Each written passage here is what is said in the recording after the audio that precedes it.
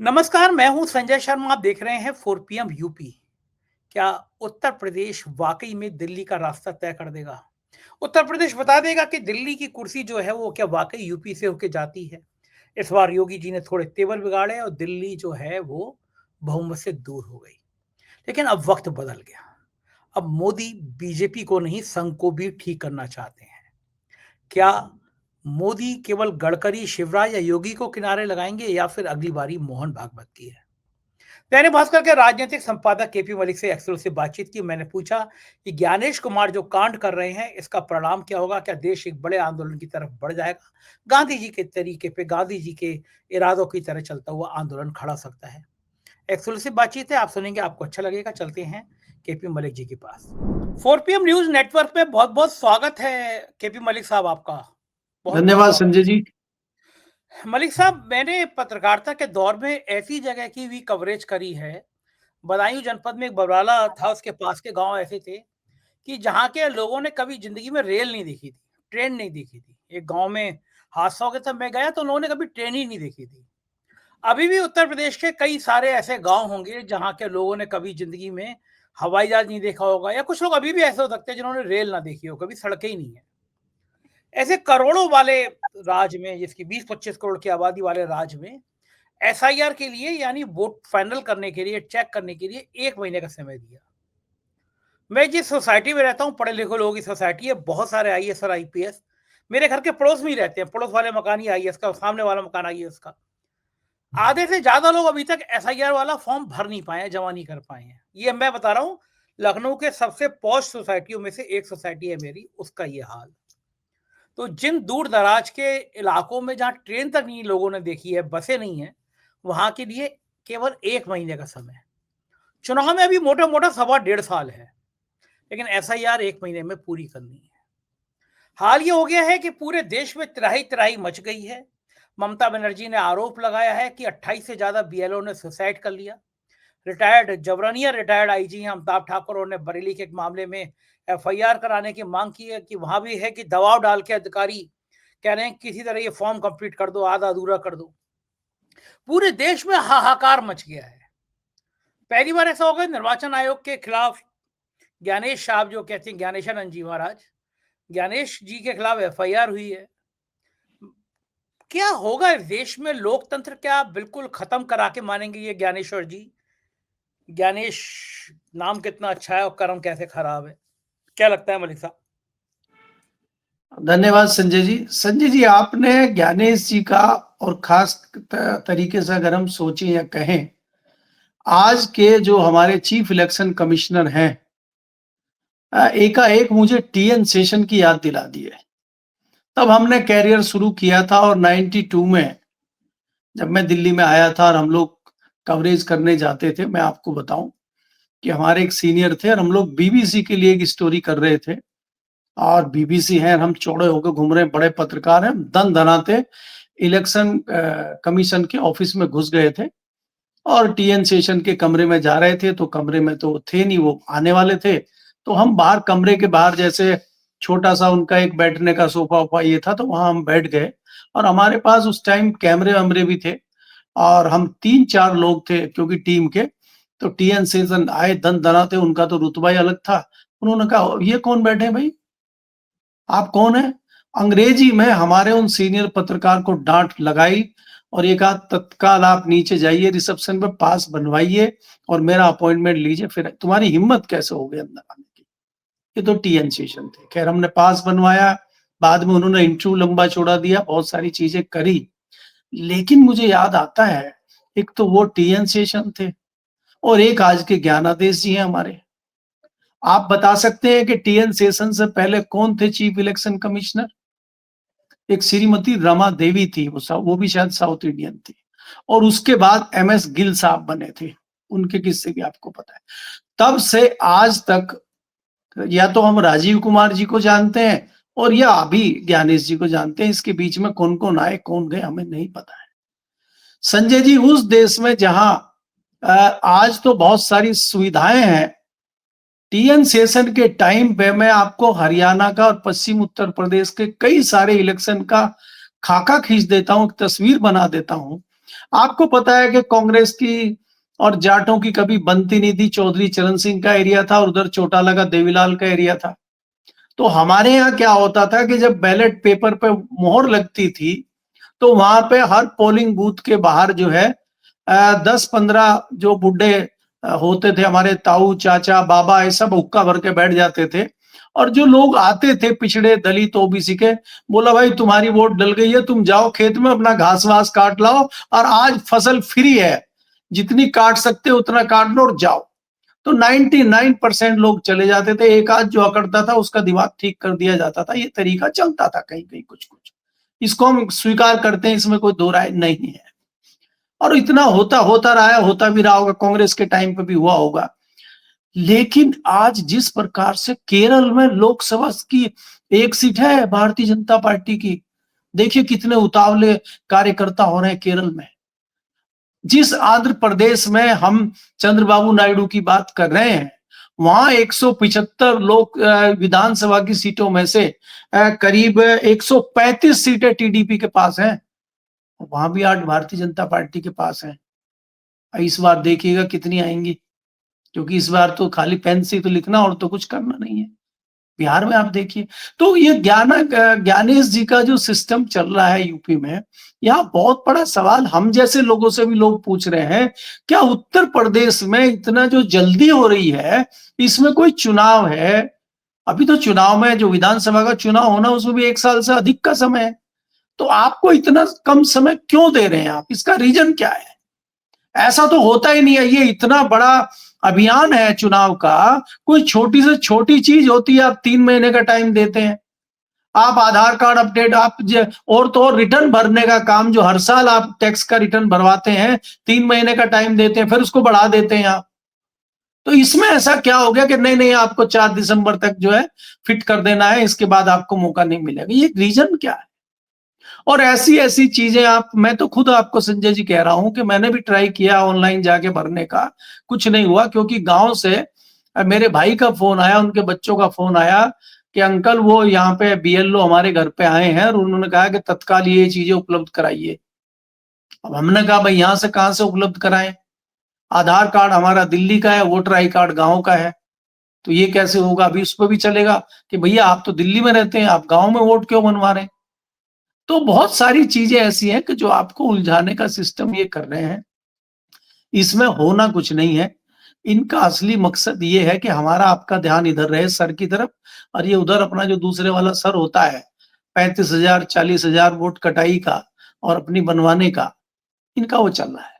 आपने देखा भी राहुल गांधी ने तथ्य रखे थे कि वोट कटवाने का एक ऐप से, एक सिस्टम से रिक्वेस्ट आई कि इनके वोट काट दीजिए। और जब उन्होंने वहां की गवर्नमेंट ने, वहां के डिपार्टमेंट ने मांग की, सीबीआई से की, एफआईआर की कि भाई ये बताया जाए इसका तथ्य कहाँ है, ये कौन से मोबाइल से आ रहे हैं, क्या आ रहे हैं, तो बता ही नहीं पाए, कोई कोऑपरेट ही नहीं कर रहा है। तो ये इस तरह की जो चीजें चल रही है, इनको जस्टिफाई करने के लिए मुझे लग रहा है चुनाव आयोग इतनी जल्दी में है।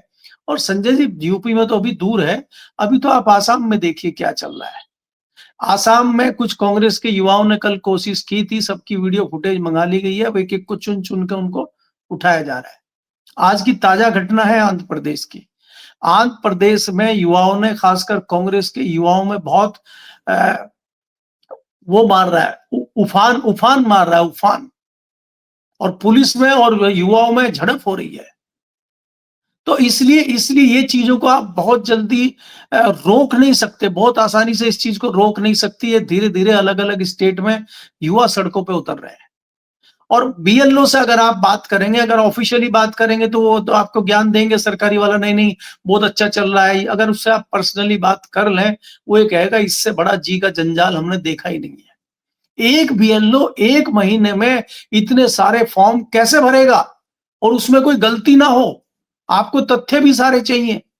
तो ये सारी चीजें कैसे होंगी, सिरदर्दी का कैसे निपटारा होगा, ये किसी की समझ में नहीं आ रहा। और इसमें फिर यही होगा कि इसमें फर्जी आंकड़े आएंगे, फर्जी काटपीट होगी, और बाद में जो है फिर हम और आप बहस करेंगे कि भैया ये फर्जी हो गया। जी। मलिक साहब, बड़ी छोटी सी घटना थी छात्रों की, नौजवानों की, लेकिन उस घटना ने एक ऐसा तूल पकड़ा कि देश में जेपी का आंदोलन खड़ा हो गया। नारा लगने लगा, गली गली मोहल्ले मोहल्ले में सिंहासन खाली करो की जनता आती है। और सिंहासन फिर खाली हो गया। कभी कभी होता है कि जो राख के नीचे चिंगारी होती है उसको हम नजरअंदाज कर देते हैं कि समाज में क्या चल रहा है, कैसा चल रहा है, लेकिन वो चिंगारी कभी कभी इतना बड़ा रूप धारण कर लेती है, इतना बड़ा विकराल रूप ले लेती है कि बड़े से बड़े चीजें ध्वस्त हो जाती है, जलकर राख हो जाती हैं। लोकतंत्र की हत्या अगर की जा रही है तो कहीं ना कहीं वो चिंगारी दिखना शुरू हो गई है। गली मोहल्लों, पान की दुकान, चाय की दुकान, इन सब पे चर्चा हो रही है कि ये तो चुनाव बेईमानी से जीत रहे हैं, वोट वोट में हेराफेरी कर रहे हैं। इस लोकतंत्र की खूबसूरती ये है कि लोकतंत्र ये जब लोगों को लगता है ये मर रहा है, तब ये फिर से जिंदा हो जाता है। और ये भारत के लोकतंत्र की सबसे बड़ी खूबसूरत बात है कि जब जब आपको लगा लोकतंत्र अब खत्म हो रहा है, तानाशाही की तरफ बढ़ रहा है, तो देश एक अंगड़ाई लेता है और अंगड़ाई लेके खड़ा हो जाता है। क्या हमारे मोदी जी को ये चिंगारी, ये अंगड़ाई दिखाई नहीं दे रही है? ये ज्ञानेश कुमार का खेल जो खेल रहे हैं चाणक्य, उनको नजर नहीं आ रहा कि ये खतरनाक खेल लोकतंत्र के साथ खेल रहे हैं।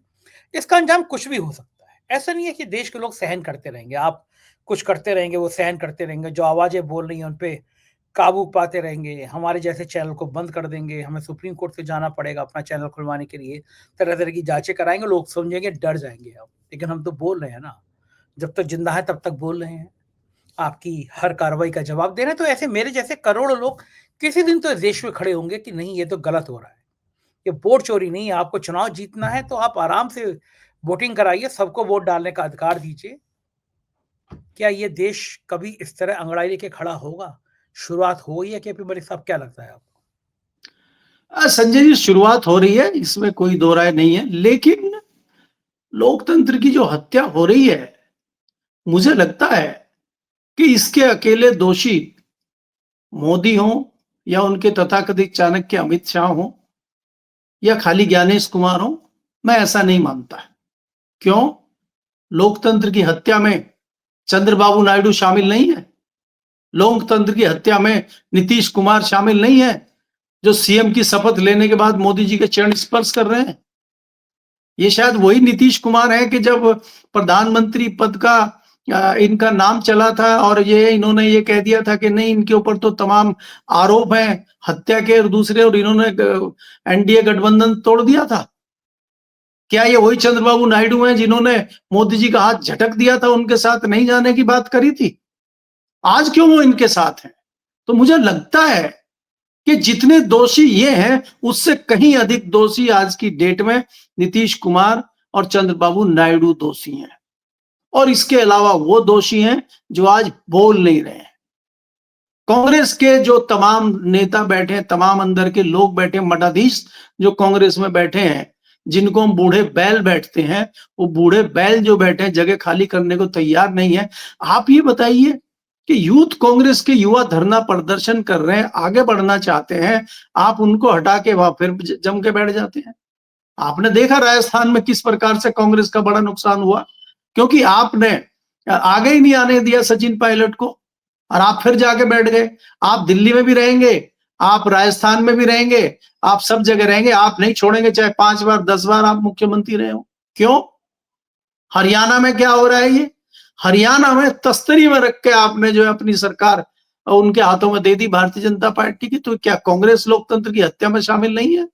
कांग्रेस के जो तथाकथित नेता आज बने बैठे, तो खाली इन्हीं को दोषी ठहरा देना या इन्हीं को कह के हम अपना पल्ला झाड़ लें, ये भी मुझे लगता है कहीं ना कहीं बेईमानी है। आज इसमें कोई दो राय नहीं है कि इनको एक रास्ता मिल गया है। आज इनके सामने कोई बोल नहीं रहा है, और नहीं बोल रहा है तो एक बड़ी फौज इनके पीछे है। ये कहां से आ गई 272 की फौज? ये कैसे ले आए? कांग्रेस क्यों नहीं ले आई 50 लोगों की फौज, या दूसरे दल क्यों नहीं ले आए? तो वो जो चीजें कर रहे हैं हम क्यों नहीं कर पा रहे हैं, विपक्षी क्यों नहीं कर पा रहे हैं, ये उनको अपने गिरेबान में झांकने की आवश्यकता है। और जब तक आप नहीं झांकेंगे, ये तो करेंगे। भाई, नरेंद्र मोदी जी सियासी दल के नेता हैं, चाणक्य जी चाणक्य हैं अपनी सियासी पार्टी के। हमें तो किसी भी कीमत पर सरकार बनानी है, और हर सियासी दल का सपना होता है, हर सियासी दल का मकसद होता है कि उसकी सरकार बने, हर राज्य में सरकार बने, केंद्र में सरकार बने। तो अपनी पार्टी के लिए, अपने संगठनों के लिए, संघ के लिए, भाजपा, आरएसएस के लिए या बजरंग दल के लिए, विश्व हिंदू परिषद के लिए तो कोई खराब काम करनी नहीं है। अगर लगता कि भारतीय जनता पार्टी के नेता खराब काम कर रहे हैं तो संघ के लोग सड़क पे उतर जाते। थोड़ा सा लगा था, कुछ लोग उतरने लगे थे, लेकिन सबका मुंह बंद कर दिया गया। अब सबका मुंह कैसे बंद हुआ कि आपने फिर सफलता दिखाई। यही तो उनको चाहिए। आपको शिक्षा नीति में बदलाव करना है, आपको दूसरे अपने एजेंडों को सेट करना है, तो वो तो इसी से होंगे ना, सरकार से। अब आप क्या सोचते हैं कि अब बिहार में नई शिक्षा नीति नहीं लाएगी भारतीय जनता पार्टी? क्या चीजों में बदलाव नहीं करेगी भारतीय जनता पार्टी बिहार में? इसीलिए तो सरकार में आई है। तो क्या आरएसएस और उसके जो दूसरे अनुषंगिक संगठन हैं वो भारतीय जनता पार्टी को मना कर देंगे? भाई ये तो उनका लक्ष्य है 100 साल से, और इसी के लिए तो भारतीय जनता पार्टी आई है। तो भारतीय जनता पार्टी में नरेंद्र मोदी क्या कर रहे हैं, अमित शाह क्या कर रहे हैं, हमें ये सोचते हुए, वो तो कर रहे हैं, वो तो करेंगे यही, लेकिन हम क्या कर रहे हैं, विपक्ष क्या कर रहा है, बाकी लोग क्या कर रहे हैं, हमें ये देखना होगा।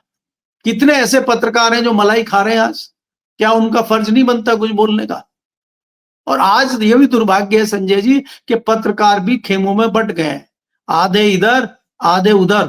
और जब हम कहते हैं आधे बाकी हमारे साथ आ जाओ, तो पीछे मुड़ के देखते हैं कोई नहीं हमारे साथ, अकेले खड़े हैं और हम धूल में लट मार रहे हैं, हम इधर के हैं ना उधर के। तो इसलिए किसी के ऊपर सीधा सीधा आरोप लगाने से पहले हमें अपना गिरेबान भी झांक के देखना चाहिए। तो हमें, मुझे लगता है जो आपने सवाल किया है उसका जवाब स्वतः मिल जाएगा। जी बिल्कुल ठीक कह रहे हैं कि मलिक साहब, लेकिन वो बहुत खूबसूरत लाए हैं कि जो मौन है समय लिखेगा उनका भी इतिहास। तो मलिक साहब, इस दौर में जो आवाजें खामोश हैं, इस दौर में जो आवाजें झुक गई हैं, जिन आवाजों ने आंखें बंद कर ली हैं, समय कभी ना कभी उनका भी हिसाब लेगा। अच्छा, पीड़ा केवल जनता में नहीं है, पीड़ा तो मुरली मनोहर जोशी और आडवाणी में भी नहीं है कि केवल उन्हीं में हो, ऐसा भी नहीं है। पीड़ा तो नागपुर पे भी है, पीड़ा तो मोहन भागवत में भी है कि चिड़िया को सोने के पिंजरे में कैद कर दिया गया है। संघ प्रमुख के आगे कभी कभी थरथर कांपती थी दिल्ली, वो कुर्सी हिल जाती थी अगर संघ प्रमुख की आंखें टेढ़ी हो जाती थी। अब मोहन भागवत के आसपास बहुत सारे कमांडो लगा दिए गए हैं, सोने का पिंजड़ा बना दिया गया है और बुलबुल उसके अंदर कैद है। मणिपुर में जाके वकालत कर रहे हैं कि सब सरकार बननी चाहिए, लेकिन कह नहीं पा रहे कि भारतीय जनता पार्टी को अपना अध्यक्ष बना देना चाहिए। संघ का कार्यकर्ता हो जाए तो बेहतर है, संजय जोशी हो जाए तो बेहतर है। बिहार के नतीजे ने और बिहार की चालबाजियों ने, बिहार के एक सुनियोजित षड्यंत्र ने क्या संघ प्रमुख को भी समझा दिया है कि कुर्सी उनकी भी जा सकती है। अगर मोदी आपस अपनी पे आ गए, गुजरात लॉबी अपने पे आ गए, क्या भागवत जी को लगता है सिंहासन उनका भी हिल सकता है? डरा हुआ संघ क्यों लग रहा है मोदी के आगे? देखिए संजय जी, आपको पता है कि भारतीय जनता पार्टी पहले ही एक नैरेटिव गढ़ देती है। भारतीय जनता पार्टी ने यह कह दिया है कि 123 जो सीटें हैं आसाम में, हम 103 लेके आ रहे हैं। अब मेरी समझ में ये नहीं आ रहा 103 क्यों कह रहे हैं। आप 100 से ऊपर कह सकते हैं, आप 100 सीटें कह सकते हैं। तो इन्होंने क्या किया था, 2024 के चुनाव से पहले नैरेटिव गढ़ दिया था कि अब हमें संघ की जरूरत ही नहीं है। और आप कल्पना कीजिए, अगर पूर्ण बहुमत की भारतीय जनता पार्टी की सरकार होती, ये 300 के आसपास होते, तो संघ प्रमुख कहां पे सोते? तो आप ये देखिए कि संघ प्रमुख को तो ये जीवन दान मिला है लगभग 1 से 1.5 साल का। भाई इन्होंने ये कहा कि अभी रुक जाइए, राष्ट्रीय अध्यक्ष को रुक जाइए, फलाने को रुक जाइए, जरा महाराष्ट्र का चुनाव हो जाए। महाराष्ट्र का चुनाव हो गया, फिर कहा हरियाणा का चुनाव हो गया, रुक जाइए। हरियाणा दिल्ली का चुनाव हो गया, अब फिर कहा अरे भाई अब करें, बोले नहीं नहीं बस बिहार का और हो जाए। अब ये हो गया कि 2024 के बाद हमने 4 स्टेट जीत लिए हैं और प्रचंड बहुमत बिहार में लेके आए हैं, हम पीछे मुड़ने वाले नहीं हैं। हौसले बुलंद हैं, और जब ये हौसले बुलंद होते हैं तब बड़ी बड़ी बिजलियां गिरती हैं। तो कहीं ऐसा ना हो कि जो बीच में हमारी आपकी चर्चा हो रही थी कि हौसबोले जी तैयार हैं शेरवानी शिला के, कहीं हौसबोले जी ना आ जाए और इनका इनका हिसाब किताब अडवाणी जी की तरह ना हो जाए। क्योंकि जब अडवाणी जी का हिसाब किताब हुआ था तब भी मोहन भागवत जी थे। और आपको ये भी मालूम है कि अडवाणी जी के रथ पे भी मोदी जी सवार थे और मुरली मनोहर जोशी का भी रथ गया था कश्मीर एक बार, अगर आपको याद हो, लाल चौक पे, वहां पे भी मोदी जी मौजूद थे। तो मोदी जी सब जगह मौजूद रहते हैं, मोदी जी सबको जानते हैं। और आज चाहे वो आडवाणी जी हो, चाहे मुरली मनोहर जोशी जी हो, किस हाल में है आपके सामने है। अगर कल को यही हाल भागवत जी का हो जाए तो अब मुझे कोई आश्चर्य नजर नहीं आ रहा है। अच्छा तो मलिक साहब, जो इसलिए निचले निचले स्तर का संघ कार्यकर्ता है, जो हमेशा इस सिद्धांत को मानता रहा, पालता रहा कि संगठन बड़ा होता है, व्यक्ति नहीं। हमेशा इस ख्याल में रहा कि भाई संगठन सर्वोपरि है। ये ख्याल पढ़ाया जाता रहा, संघ में बड़ा गुट्टी की तरह रटाया जाता रहा। लेकिन अब वो देख रहा है ये तो सब किताबी बातें थी, हवा-हवाई बातें थी। एक व्यक्ति संघ से भी बड़ा हो गया। मोहन भागवत डरने लगे, ऐसा चर्चा होने लगी संघ के नीचे तक कि मोहन भागवत भी प्रेशर में आ गए, मैं और आप ही चर्चा कर रहे हैं। तो जो संघ का ढांचा था, उस ढांचे पे क्या बहुत बड़ी चोट पहुँचा दी मोदी जी ने। और मुझे तो लगता है भारतीय जनता पार्टी को खत्म करने के लिए विपक्ष की ज़रूरत क्या है? मोदी जी काफ़ी है। भारतीय जनता पार्टी के अंदर लोकतंत्र तो खत्म हो गया, कॉर्पोरेट सिस्टम आ गया। 2 लोग हैं, वो लोग चलाएँगे, एक सीईओ, एक एमडी है, एक चाणक्य, एक साहेब हैं और बाकी सांसद हो, मिनिस्टर हो, किसी को कोई हैसियत नहीं बची है। गडकरी जी को शायद ब्लड प्रेशर हाई हो गया होगा बिहार चुनाव नतीजे होने के बाद। तो ये जो सारा ढांचा है बीजेपी का संघ का, इस पर जो चोट कर दी है मोदी ने कि व्यक्ति बड़ा हो गया, पार्टी और संगठन छोटा हो गया। क्या ये आने वाले समय में भारतीय जनता पार्टी और संघ का जब इतिहास लिखा जाएगा, तो इसको कलंक के दौर में याद रखा जाएगा? नहीं, इसको कलंक नहीं कहेंगे संजय जी। इसको मैं एक छोटा सा एग्जाम्पल देता हूं आपको। हमारे गांव में एक पंडित जी ने हवेली बनाई थी और उसके लिए स्पेशल भट्टा लगा था और उस भट्टे में ईंटें बनी और जैसा हवेली तैयार हुई भट्टे को बंद कर दिया गया। कई लोगों ने कहा भट्टा बढ़िया चल रहा है, भट्टे को चलने दीजिए, अब इससे व्यापार करिए। बोले नहीं नहीं, काम जिस मकसद के लिए हमने बनाया था वो काम हो चुका है। अच्छा, भारतीय जनता पार्टी किस मकसद के लिए बनी थी, आरएसएस किस मकसद के लिए बना था, सब मकसद पूरे हो चुके हैं। रिकॉर्ड समय तक मोदी जी प्रधानमंत्री, रिकॉर्ड समय तक अपने सारे एजेंडे हो गए। जो जो आरएसएस ने सपने देखे थे सारे पूरे कर दिए। आज की डेट में आरएसएस के सामने कोई एजेंडा नहीं है। जो एजेंडा बना के दिया था संघ ने भाजपा को, मोदी जी को, जो 80% एजेंडा था, मोदी जी ने उसको 100% करके दे दिया, लीजिए। और कुछ बोला नहीं, और कुछ नहीं, बस हो गया। तो आपका एजेंडा हो गया। तो जब आपका एजेंडा हो गया तो आपकी जरूरत नहीं है।